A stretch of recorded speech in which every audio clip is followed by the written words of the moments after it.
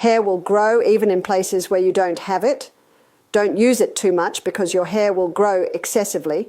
Start by cutting an onion with its skin in whichever way you like.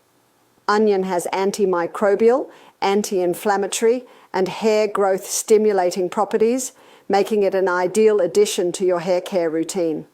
We'll also use 5 peeled and washed garlic cloves, which we will slice. Garlic promotes blood circulation in the scalp and stimulates hair growth. It has antimicrobial and antifungal activity, reducing dandruff and nourishing the hair fibers to prevent thinning. Now we combine the garlic with the onion and add 200 milliliters of olive oil. Place the mixture in a pot with 2 cups of water and let it cook in a double boiler for 15 minutes. Press the onion and garlic gently to release their nutrients and then add 200 milliliters of